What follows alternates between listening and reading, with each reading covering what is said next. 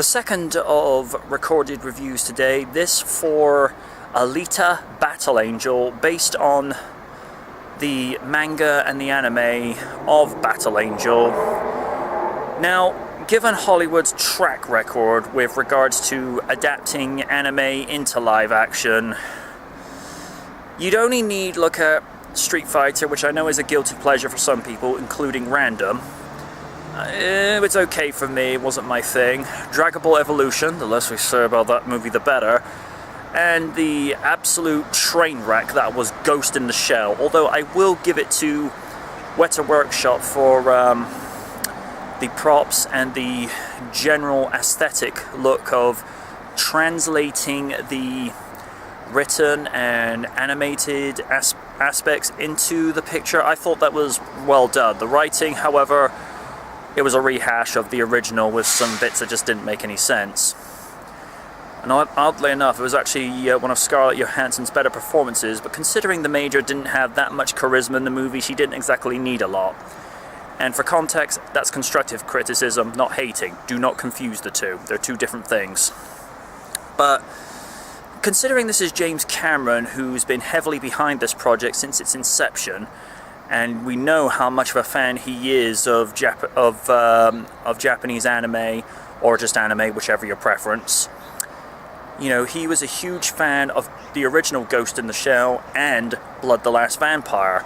But it begs the question, can he do what others didn't do for live action anime? Who knows? In 2 hours, we will find out. MJ Knight, out. Okay, you know the usual drill. If you've come onto this thinking that this is the spoiler-free review, 5 seconds to wait. And then it's click off. Okay.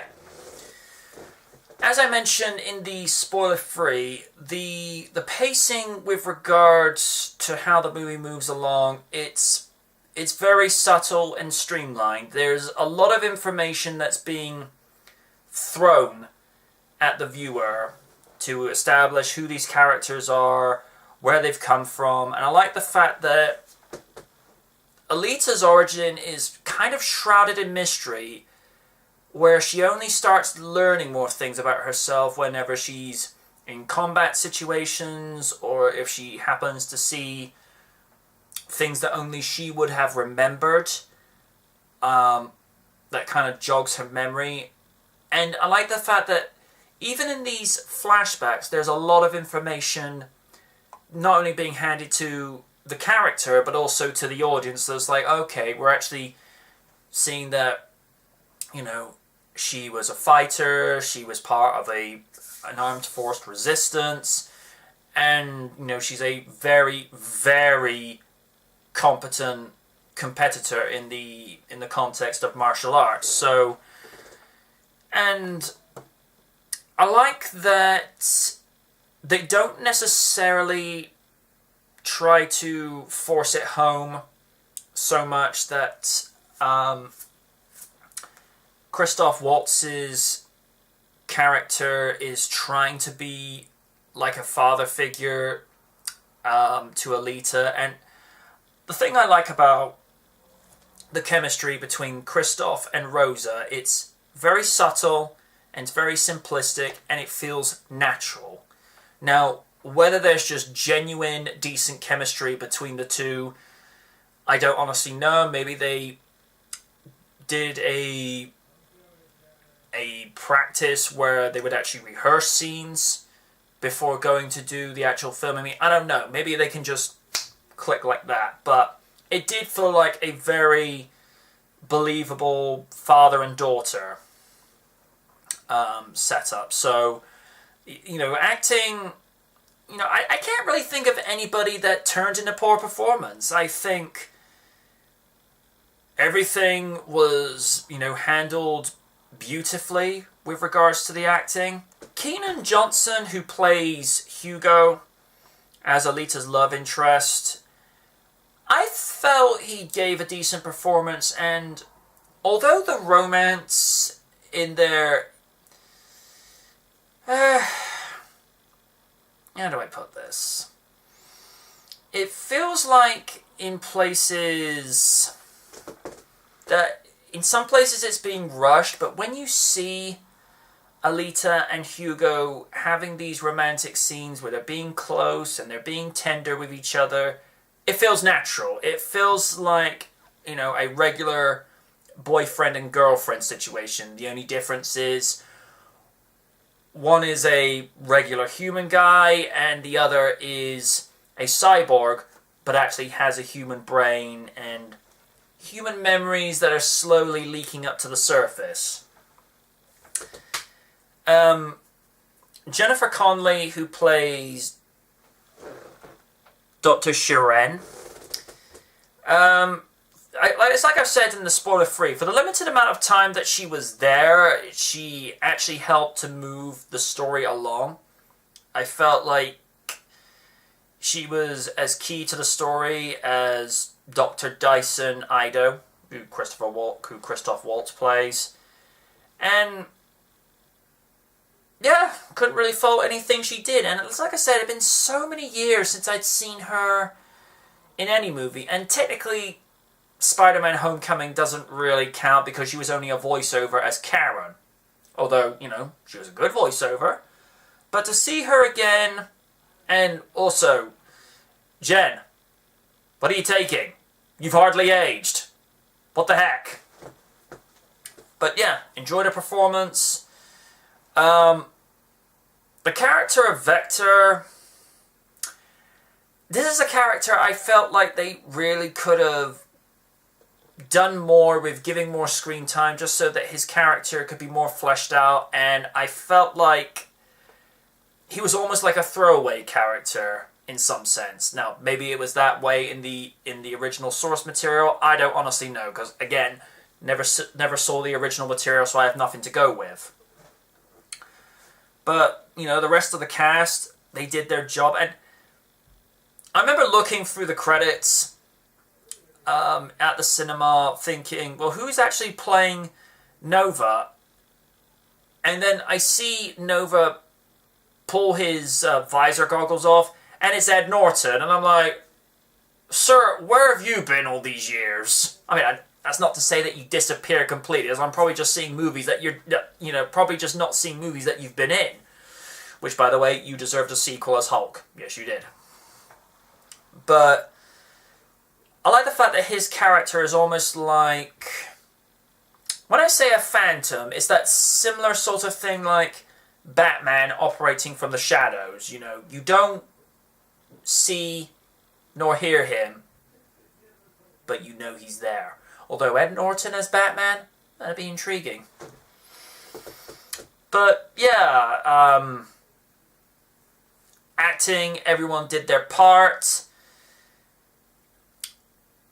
I did like the way it's set up for the sequel, where you see ALITA going into, like a few months after Hugo is killed, she's kind of sending the message to Nova, I'm coming for you.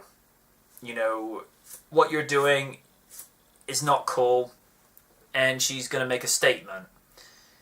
And particularly with the visual effects, where you see her, the way she either somersaults or is doing like all the Matrix bullet time moves in midair, and just the fight scenes, then considering it's being, you know, done with James Cameron, you know it's going to be decent. Score. The score is absolutely decent and amazing. It's definitely up there with Hans Zimmer and John Williams. So I can't fault the score whatsoever. Special and visual effects, as I mentioned, you know, you forget with a lot of these, a lot of the scenes in this movie that it's chroma keyed. And it shows how far green screen tech has come a long way since, you know, its original inception, because I think chroma keying has been around since the early 30s, to my understanding, and with the passage of time, it has simply gotten better. And again, like I say, you get Cameron working on this, you're going to get your money's worth, and then some, because the visuals in this movie are absolutely gorgeous. So yeah, the world that this movie lives in, although it's a very post-apocalyptic setting, it's a very beautifully, it's very beautiful imagery. That's pretty much all I can say to that. Yeah, I can thoroughly recommend this movie, and like I say with the spoiler-free, there are probably going to be people that are very familiar with the original source material that will probably pick this apart saying this didn't happen this way, this didn't happen whatsoever, this is completely out of place. Again, I've never made myself familiar with the original source material. I know of its existence, but I just simply didn't read the books or watch the anime back in the day, maybe because I wasn't able to, or I just didn't have much interest at that time. But I probably will acquaint myself with the original source material at some stage, because this, you know, based upon what it's come from, this looks like a lot of fun. And is this going to be the movie that breaks the curse of bad anime live-action adaptations? Because we saw Dragon Ball Evolution, sadly. We saw Blood the Last Vampire. Oddly enough, that was the same year as Dragon Ball Evolution. Ugh, 2 bad hits in a row. Although I did like Gianni June as Saya. She was the saving grace of Blood. And then, of course, Ghost in the Shell happened 2 years ago. It's like I say, if Cameron had directed that movie would have been completely different. So, I think with the way that it set itself up for a sequel, I think we will get another one. Probably won't be for 2 to 3 years, because considering how long this project was in developmental hell, you know, they'll want to try and get the story right first time for a sequel, because this is a tough act to follow. The fact that it's done well, and to my understanding, it's made a lot of money already in its opening few weeks, because apparently it's grossed $263 million worldwide, making it the 4th highest grossing film of 2019 as we stand at this moment. So I think Cameron and Lightstorm Entertainment will go about to see that this is handled properly. But this is the awkward thing. This was a 20th Century Fox movie, and you know, considering Disney now own them, you gotta be thinking, how is this going to be handled going forward now? Because I don't know.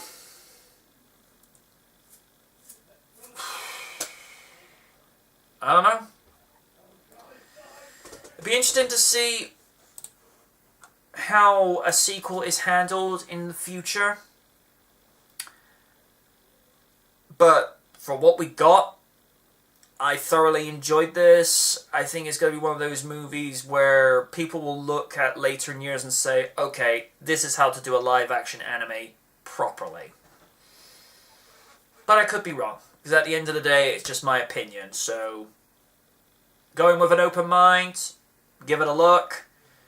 Whether you're not a fan of the original, but just like to see a story told well, or if you're a fan of the original and want to see how it's handled, by all means, go and view for yourself.